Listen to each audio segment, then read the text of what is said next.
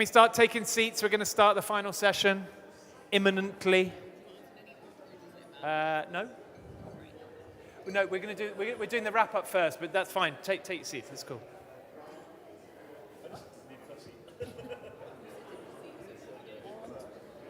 So just for the final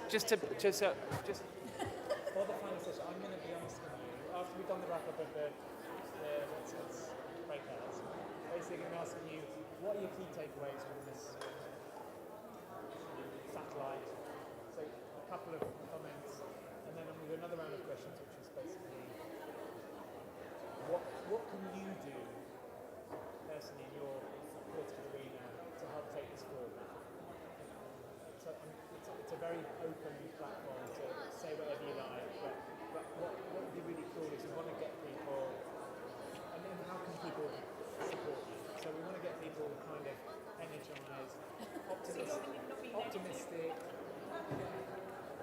Yeah, so we're trying to. Can you make me optimistic and energized? You do that anyway. So Philip, the final session we're going to do. I'm going to say, what are your reflections on the whole? Sorry, but I need to leave here as well. So you can ask me about. I need to leave for my break 30 minutes. Okay, well, you can go first.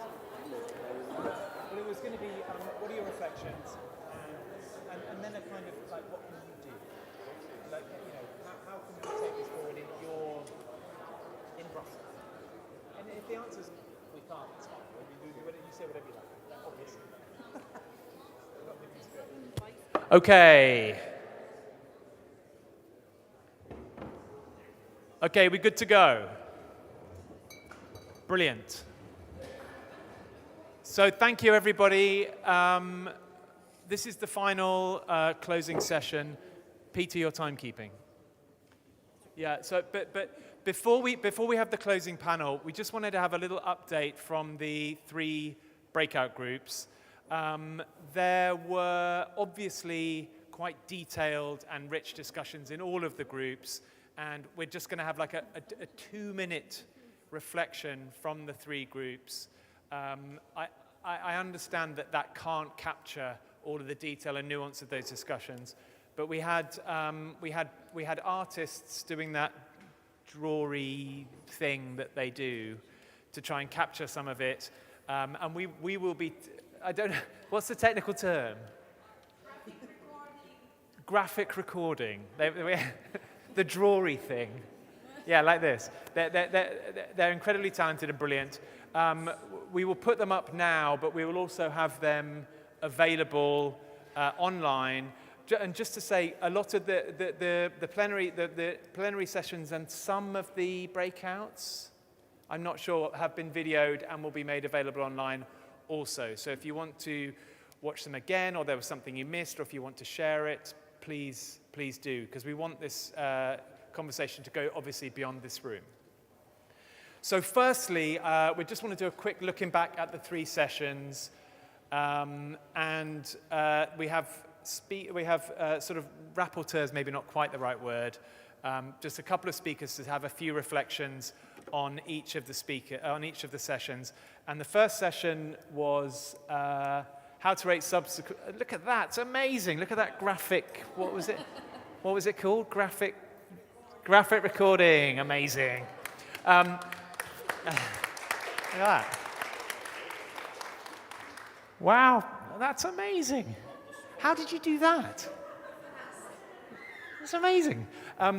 So to just talk about this this session, I'd like to introduce myself, and I'm not really going to go into any details. We basically broke out into breakouts, and we had one group of people look at products. We had one group of people look at production and the supply chain. We had one group of people look at vendors, and then we had one group of people look at use. And within each of those, there was a series of questions, and the conversations were quite detailed.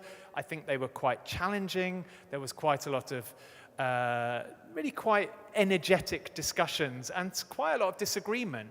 And I guess even though we kind of generally move towards a consensus, I think the key takeaways for me from that conversation was, one, that people were really interested and engaged with it and wanted to talk about these things.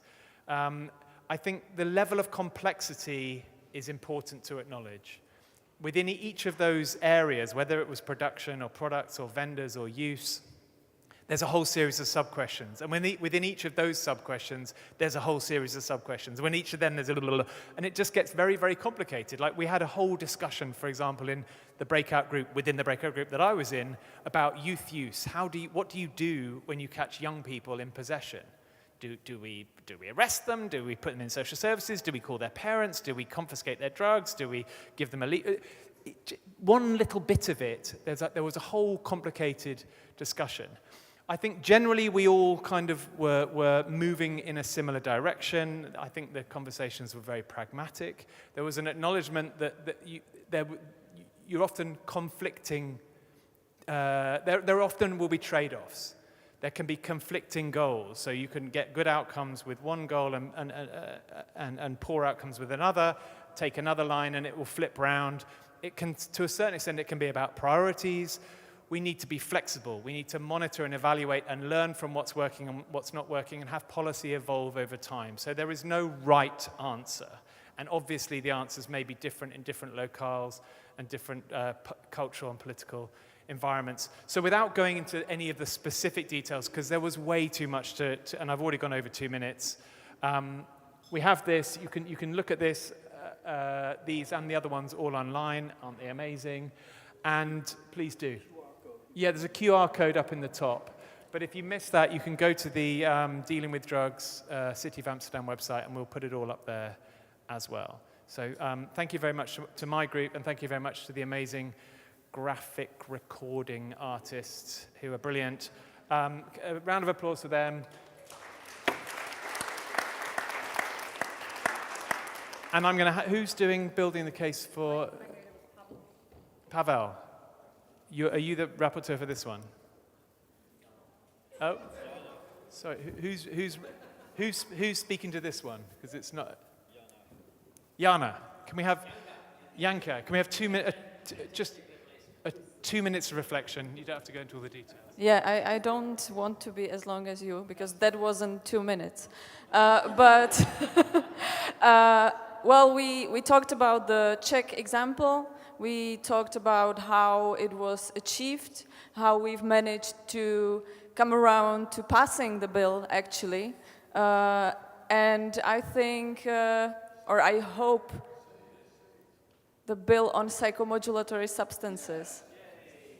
And I think, or I hope, everyone who was at the session was leaving energized and positive about the future, because one of the key takeaways that we've heard there was that it is amazing to see that it's possible to do, and it is possible to do within the borders of Europe, within a member state of Europe.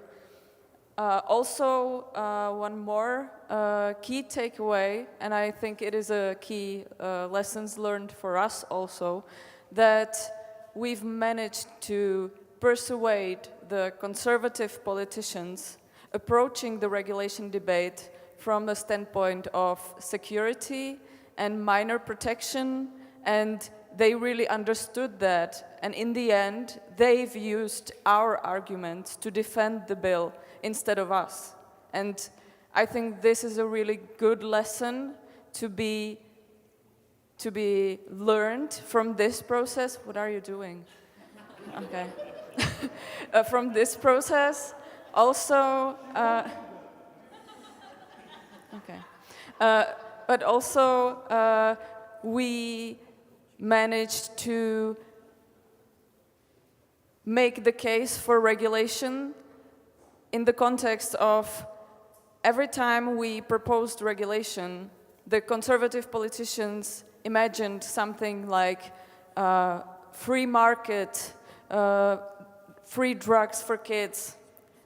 But when they saw our regulation and how strict it was, they themselves were surprised, and they were like, you wanted such a strict regulation? And we were like, yes, we've advocated for this like for the whole time. And this was the selling point. They always imagined something more sinister, something like anarcho-capitalism, and it's not like that at all, if you really want the regulation to work. So it is possible, it is reproducible, and we are happy to consult anyone else who wants to try. Fantastic, fantastic. I have nothing to add to that other than it's amazing, and it shows that change is possible and you can win over challenging political audiences. Finally, Alan. Pavel? Alan, Pavel? Alan. 2 minutes. I've definitely drawn the short straw here, I think. Yeah, we had a really good discussion, and I suppose, and I will keep this to 2 minutes, a broad discussion around about how do we build the case and network and try and kind of build an alliance effectively to advocate for regulation. What mechanisms, what structures, what organisations do we need to be working with to try and kind of continue advocating for policy change and indeed regulation? I think it was fair to say the discussion, a lot of the questions, especially from the floor as well, was around about how institutions could potentially be either a facilitator of these discussions or potentially be a barrier. So there was a lot of discussion about United Nations and whether or not UN involvement was actually helping or hindering progress towards regulation effectively, and I think the kind of key takeaway from that was that actually it was neither. We could be working together and trying to build that consensus to allow the United Nations potentially to support the position that we're obviously hopefully taking forward today. There was some discussions as well about the European institutions and whether or not similarly there was some barriers there, and what alliances do we need to build. There was some discussion around about the Global Commission, Eurocities, who have got a kind of working group on drug policy. And as I say, one of the kind of key takeaways is we don't really need to reinvent the wheel in trying to build that broad consensus, because there is institutions who are already operating and already there. And I think what we need to do is just harness that energy and those networks that are already existing to try and take forward that policy. I don't know if there was anything major that I've missed there. You might want to, or anybody that was on the panel, but that was a kind of broad consensus. And obviously that's a very, very beautiful piece of artwork that's been done to illustrate that. And I'm sure it was recorded, so you can watch back on. I didn't take notes clearly, so thank you. Brilliant, brilliant, brilliant, brilliant. So the final panel, these are distinguished panelists. Basically, we're just going to reflect on the afternoon, the satellite, and try and think about how we move forward from here. So not just, what have you learnt, what has it made you think about, and this is for all of you. Let's do that first. But the second question, if there's time, but perhaps Philip, because I appreciate you have to leave, maybe you can answer both questions. Not just what your reflections on this discussion, but how can we action this? What can you do within your political space, within your political arena, whether it's your party or your professional networks or your political reach or within Brussels, to take this agenda forward? Whether it's pilots, whether it's experiments, whether it's public discourse, public debate. So your reflections, please, Philip, and your thoughts on taking this forward first. Thank you very much. Yes, thank you. But first of all is what we did this day to speak about this problem, because I'm always surprised that this problem is only thinking about with the view about security, justice, not about health, about the consumers, Also, what is remarkable is that the user never speaks. It's also, or maybe some users, but we know that the drugs is everywhere in our society, and it's not only at the beginning of this 21st century. For example, in my country, the forbidding from drugs, it's a law of 1921. Before that, it's because they want to forbid the opium den. And it's remarkable to know that before that, the drugs exist, but they are a sort of regulation from the society. For me, what is interesting during this day and the different workshop is that we can propose another model. To say they are a failure with the ancient model, with the prohibition.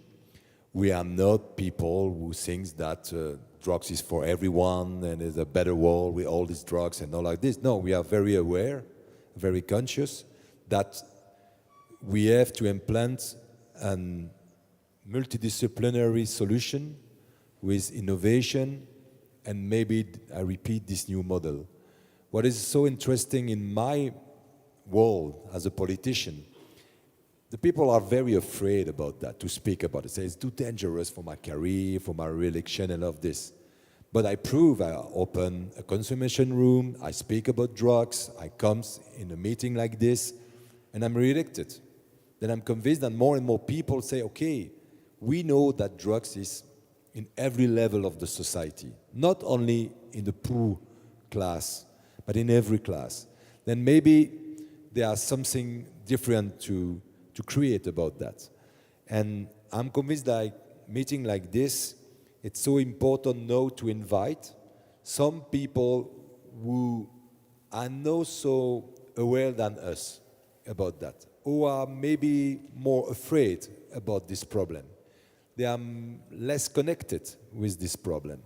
Because the danger that we grow together, and it's interesting to propose this new model, but it's also a danger that we are always between us. We are people who want to go forward, but we need to take the other part of the society together. And I'm convinced that the first step is to speak about health, because it's why the people change the state of mind. And to stop to speak about drugs only with the security problem and of the criminalization of the users, of the consumers, but to say, okay, what can we propose for all the people using drugs, for the society?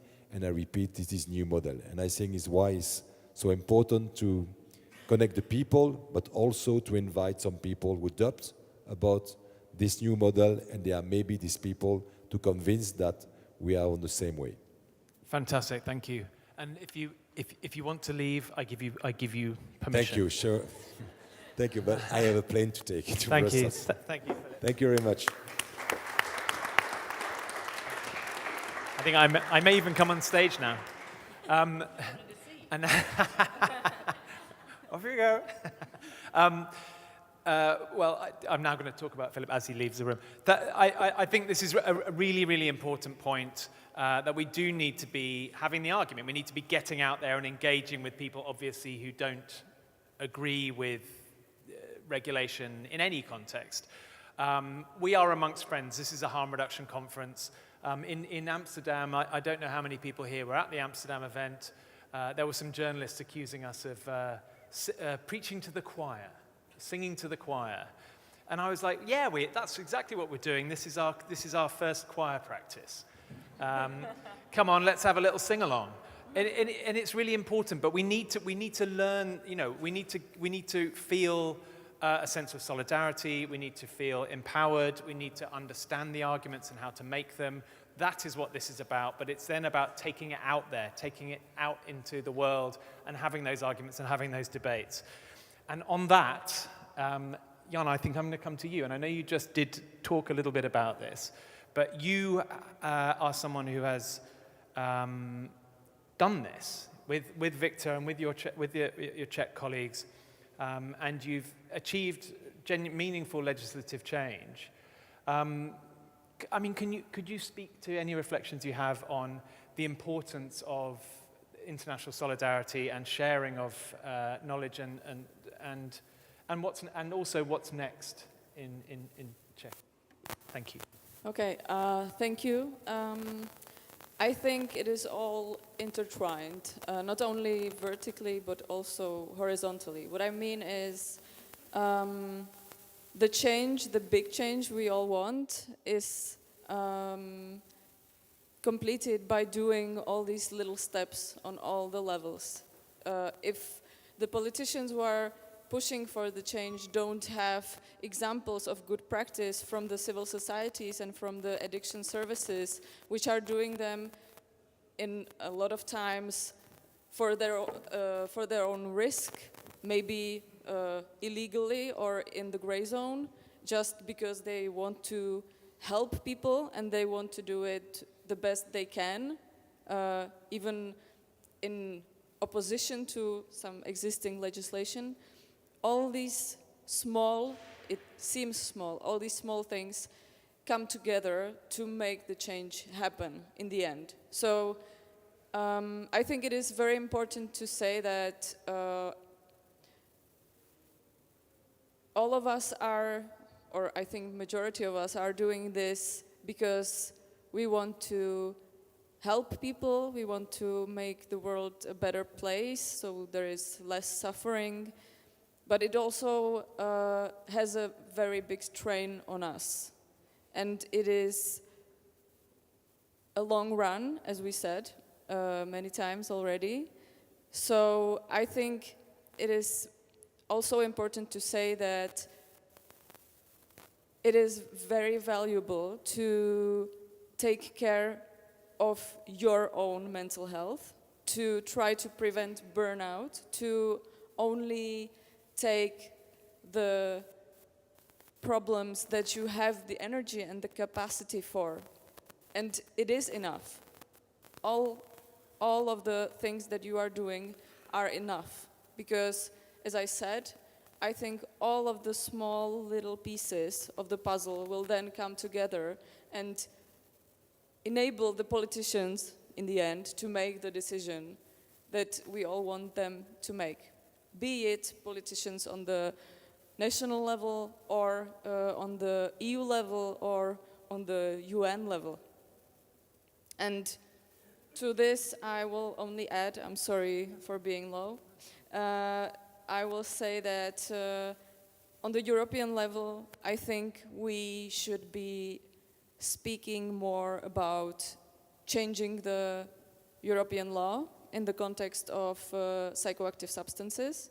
And that means to get some member states to coordinate in this regard. Because if we don't have that, we will still be bound to working around the law and finding loopholes around it. And we will not make a significant change in the approach.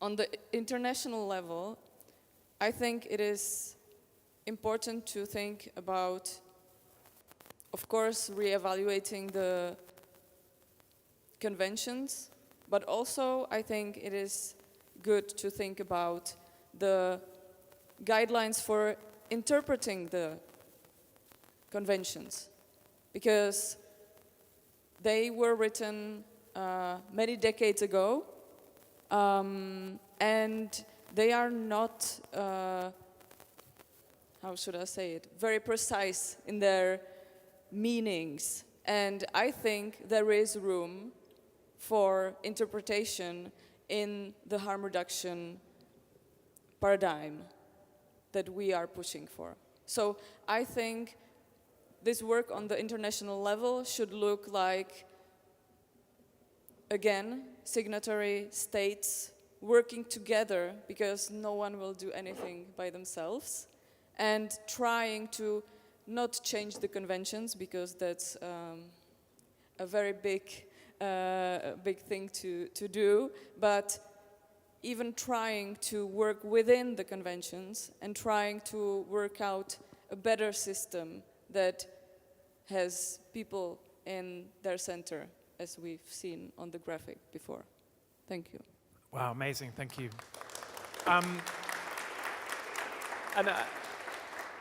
And before moving on to Lynn, I'd like to second the point about self-care, because these political debates can be long, they can be dispiriting. I say that as someone who's been having these arguments for more than 20 years. And part of why I find today so inspiring and energizing is because you can see the progress happening. It's real, it's not just theoretical. There are real things happening in the real world, and we collectively, whether it's policymakers or whether it's civil society or academics or brilliant artists, reporters, graphic reporting artists, we have made that happen. And it will continue to happen, but it is a journey, and we do need to look after ourselves as well. Lynn, can I ask you for your reflections? And that can be on the day or the previous points from the other panelists. Yeah, my energy is waning. If I had have prioritised self-care, I would have opted out of this last panel about 10 minutes ago. Come on, we've got 20 minutes left. See, they're all for self-care until you ask for it. Get us. We have to be honest in this debate as well. No, I think it's brilliant. I think my reflection, just because sometimes, if you're going to a lot of conferences or spaces and people are saying, are we all just talking to each other and that kind of thing. But I have to say, what I was reminded of today was obviously my work in Ireland has at times felt isolating. But when we had the special committee on drug use, I was able to tap back into that international space. And we front-loaded the first, I'd say, 4 or 5 sessions with lots of international expertise, and lots of those people were in the room today. And they're people that I've met over the years. And I remember sitting in the committee, and I remember trying actually not to cry, right? Not because of what was said. I was like, oh my God, there's people saying the same thing as me in the room. The Irish politicians, obviously I knew all those people thought the same things as me, but I'm with them in other spaces. I'm not with them centralized in my space, in my chamber. And, I kind of feel like Irish politicians, if I talk about poverty or if I talk about drugs, I think in the beginning they may have, looked up and listened for a moment. But I think it's like, when your children keep calling you when they're younger and they're like, ma, and you just kind of, you stop hearing the phrase, you stop hearing them saying ma'am. Ma was a very Irish phrase, sorry, ma'am. So I feel like Irish politicians have started to do that with me over the years. It's like, oh, is that the thing? Is she still going on about that? So it loses its effect. If you're the only one saying it, it begins to lose its effect. And they begin to not hear you in the room that you're speaking in.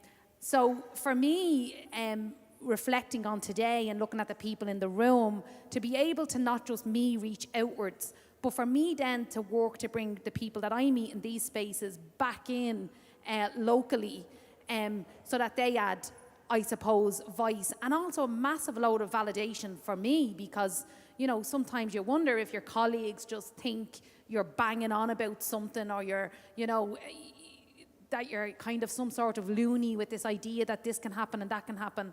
And then you have to grapple with the impact that, like, if you bring in like a doctor or a woman in the suit and they say the same thing that I've been saying for 7 years, and then everyone's going, oh, we should do that. But I'm kind of all right with that if it meets the end goal at this stage.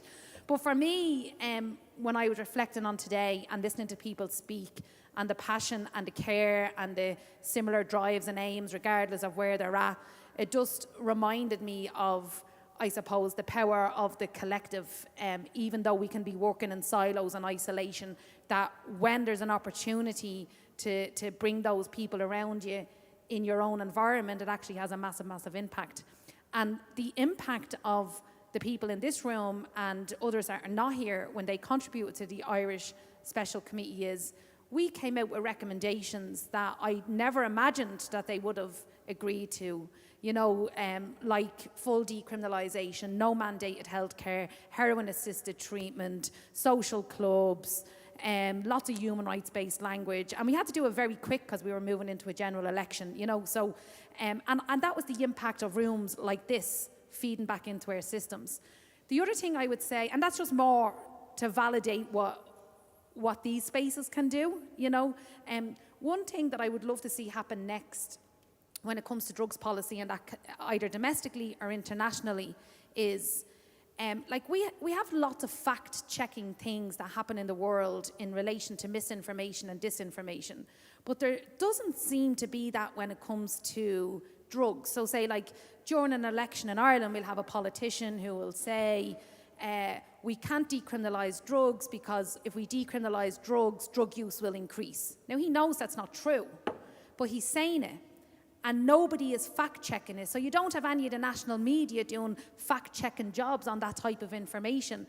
They'll do it on other stuff, other important stuff obviously as well in relation to, say, immigration or whatever, if there's a referendum on. So then I'm like, right, what do we need to do to make misinformation or well, misinformation is, you know, it's easy to kind of get caught up in that. So say the purposeful disinformation especially, like why aren't people reacting? And maybe we need to make the issue important enough to go, like these are people's lives and it's about human rights, and you also need to be fact-checking. So I'm wondering if there's something that needs to be done going forward so that we can create some sort of a toolkit for media or equip media with a better understanding of drugs policy, so that they can actually see when misinformation is being used in political debates or in newspapers and stuff like that, so that we can kind of cut it off when it's happening. Fantastic. That's an absolutely brilliant idea. Let's try and make that happen. Meeting afterwards. Thank you. Thank you so much, Lynn. And again, the message we're getting again and again here is solidarity and collective action and channeling all the expertise for civil society into the relevant policy-making forums. That's how change has happened and is happening and will happen going forward. Alan, your thoughts on the day going forward in Glasgow and beyond, and any reflections you may have on what Lynn, Philippe and Jana have said. Yeah, for me, and I'll try and be very, very brief here, I think what we need to do is we need to capture and harness the energy and the motivations that we're all looking at here in terms of regulation and pushing this policy forward. I think it's really inspiring to see places like Czechia that are delivering what it is effectively that we're looking for, and obviously the advocacy from other cities and jurisdictions who are in the same place. Speaking from Glasgow, sometimes it does feel like you're a bit of a lone voice within the confines of the UK. It's been very difficult to try and kind of even discuss or just trying to get this on the agenda and get political parties speaking about it or get government speaking about it. It seems like a bit of a lonely place sometimes. I do take inspiration from our Scottish government and indeed locally in terms of our local government that we're starting to have those conversations and have those debates. But frustratingly, drug policy is not devolved to Scottish Parliament, it's not devolved to local government in Scotland either. So what I think we need to do, especially in the UK, is we need to organise. We need to organise across the island and try to...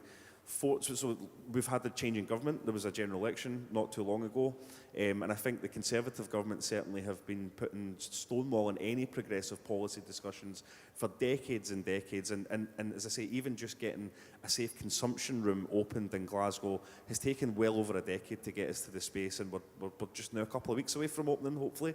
But it's taken 10 years to get to that progress. So how long would it take to have discussions about decriminalisation in the first instance, or indeed regulation?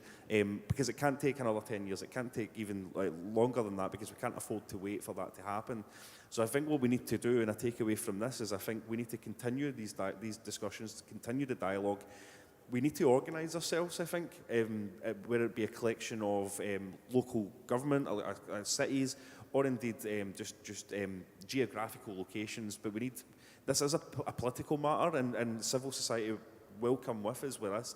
But we need to convince politicians and the decision makers that this is the right way to go. And I think in terms of doing that, we need to organise ourselves and make sure that we are building a coalition and a consensus to drive this forward. So in terms of what I'm going to do, certainly, and I had a brief chat about this last night, is we need to, first of all, in the UK, get UK cities on board with this policy direction and start having those discussions and forcing a debate in government, forcing the United Kingdom to be speaking about this, trying to change, or indeed if we can't change the Misuse of Drugs Act, for me, devolve it to Scottish Parliament, we'll get on and do it, because that's the position that we're in, and we've been asking for that for a long time. But more than happy to continue, as I say, as a city, Glasgow, to support the efforts of Amsterdam, and I think it's really, really, really good to see the leadership shown from the Mayor of Amsterdam, Femke, in terms of driving these discussions and driving this debate. But we need to see that replicated throughout Europe. We need to see other city leaders who are willing to put their head above everything else and put this as a top priority, because without leaders like Femke and I would include myself in that and others who have policy and decision making, we need to be visible in terms of driving that policy forward. So that's my kind of main takeaway from today. Brilliant, thank you so much. Thank you so much.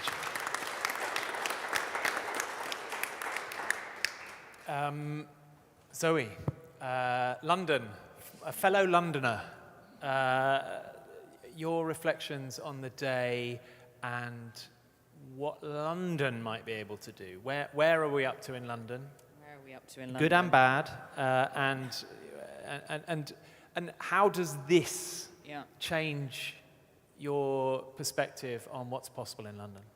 So I've just been really inspired by everyone I've met over the last few days. I haven't been in these spaces before. I got elected back in May. I've worked on drug policy since 2018-19 when I rewrote the Green Party's drug policy for England and Wales, which is to legalise and regulate all drugs. We're the only party in the UK with that as a policy.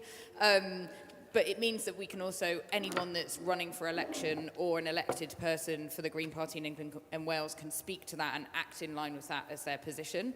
But like other people have said, I've often been a lone voice, and it's just really exciting to just speak to so many people and hear so much great stuff that's happening around Europe, which makes me go back to London full of lots of examples and evidence, which I keep being told isn't out there. So I'm very excited to bring that back to the Met Commissioner and the Mayor of London.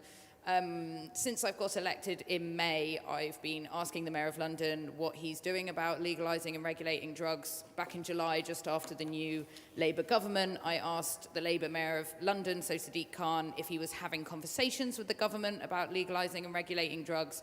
He dodged the question, didn't say he was, and then referred the conversation to another meeting, to which I said, it feels like there's lots of good meetings happening, but they're not really changing anyone's lives.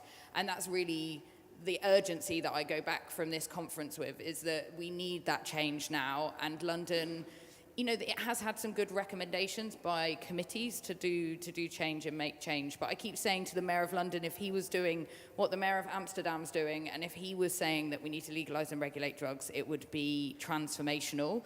So that's my aim, that's my personal aim, is to continue to put the evidence forward. And I think what I found really exciting about this discussion is how practical it is, because it isn't something that's abstract.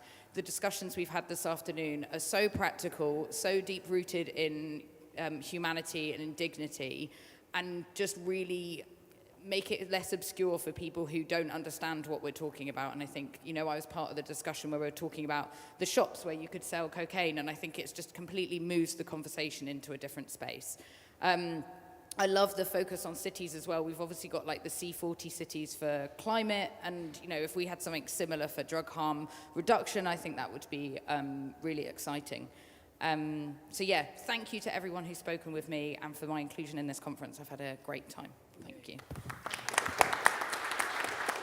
Thank you, Zoe. Thank you so much. You may have noticed that Mayor Halsema is not on the stage, but we have we have Peter, who is... I tried looking like her. Who is a very more than adequate substitute. So, Peter, Thanks, if you could do an inspiring mayor-like closing speech. All right, thanks, Steve, for this great question, reflecting on the day. I'm sorry, but the mayor unfortunately had to get to her plane, and the crappy traffic meant she had to leave early, so she sends her apologies. I would like to start with this great thanks for everyone, and for you, Steve, for hosting this session for us. You've been amazing. And it's not just Steve, but he brings this And every day, every time I speak, now it's every day, the recent weeks, but every time I speak, he brings this zest of fun in the debate, and he's really intellectually gifted, I would say, in this discussion. Yeah, it's true. So thanks for helping us, but also Neil and all the people who are now on this stage and who are willing to be a part of this discussion, which is quite tense and quite controversial, but I get to feel that it's not that controversial anymore, and I think that is something that we reached today and maybe even before in other occasions. I feel that the key thing is, and it's been said before, is once you start thinking about the how instead of the why, it's a totally different discussion that you're having. And if you start designing, that's what we do in cities and what we're doing in Amsterdam. We want to have a conversation about how regulation should look. And if we would do it, if we would regulate cocaine, whoa, that's something. But if we start thinking, if we do it, how would the shop look? How would the people working in that shop be trained? Who should we sell it to? What products should we sell? It makes it really tangible, and it moves the discussion from is it a good idea? Is it scientifically proven? No, it's something new, so you cannot prove everything. But if we want to do something, cities can do something, and it's very hard to really get the permission from national governments. It's hard to get the permission from the international institutions that are part of this international debate. But if we start somewhere, if we are able to have just this one experiment, maybe for 1 week, maybe in Amsterdam, maybe in London, maybe in Bogota, I don't care. No, I do care, but it would be great to have it in Amsterdam. But if we have just one proof of concept, if we're able to show that this whole chain of regulation can be controlled and that we can have the proper precautions and prevention and harm reduction, if it's done once, it's a start, and then something else will happen. It's what we call the salami tactics. I don't know if you name it the same, but just start with one slice, and at some point, yeah, is it? One slice at a time. Yeah, one slice at a time. So that's mainly what I would like to say, and I'm hopeful that we will meet again, and we will meet each other again, and also meet other people when it comes to this debate, because this needs broadening, this needs another place to speak. And Neil, thank you for your speech, and I think you're one of the doors to this other space. I think it's really necessary to broaden this debate to also the people who are working in the safety and in the policing world. Because they are also part of protecting people, part of safety, from a different angle, but we have the same goals, it's just we have different angles. So thanks very much.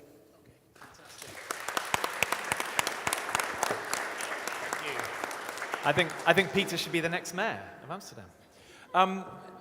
So I think I'm going to do something unusual.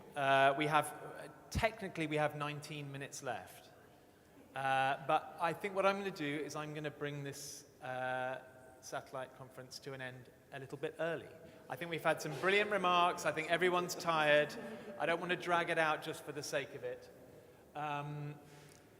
Thank you for being part of our journey. I'm going to make a few closing comments, but I've said all of it before. I'm just going to say it again because that's how we make arguments and that's how messages land. And just to say, after that,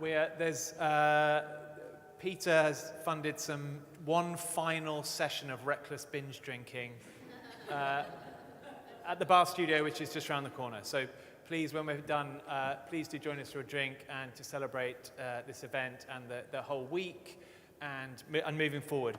So, as I think it's clear, we are on a journey. Moving from the war on drugs and prohibition to responsible regulation and, policy based on human rights and harm reduction and public health and sustainable development is possible, and we know it's possible because we've done it. We've heard from Jana and Victor about this amazing development in Czechia. We've heard about the debates on cocaine regulation going on in Switzerland and the Netherlands and Colombia. We've seen cannabis reforms all across the world and every continent. These were things which were unimaginable a few years ago.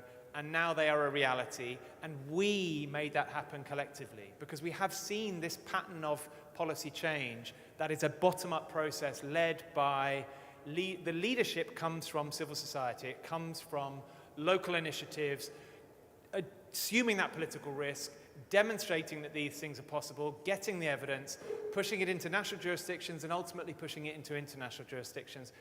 Yes, treaty reform and the global drug regime reform is probably some years away, but it's getting nearer.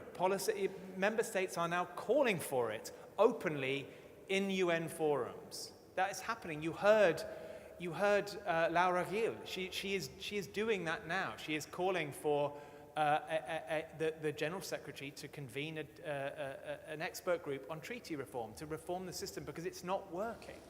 You heard Volker Turk, that he is the end-of-level boss of human rights in the UN, saying we need transformational change. I'm always happy to hear that. My organization is called Transform. Transformational change, which is kind of code for regime change in some ways, including regulation of all drugs. So these things are happening, but there is obviously a lot of work to do. And it's not easy, but the process of change will be the same. Civil society will do the donkey work, the grinding out work, and we will provide those tools to our policymaker friends to ultimately deliver the change. I think that the message of solidarity and collective action was loud and clear. We need to keep those dialogues open. We need to be supporting our policymakers, and they can support us back. And whether it's developing the ideas for regulation or developing the process, what the steps of political change, those are the discussions that we need to be having. Those are the discussions that we had today to some extent, but we need to carry on developing them in our professional fields, in our professional networks, with our local policymakers, with our national policymakers, with our international policymakers, and we can make change happen because we've seen it happening. And yeah, I think on that note, I'm going to bring things to a change, and let's go and have a drink. Thank you very much. You're all amazing.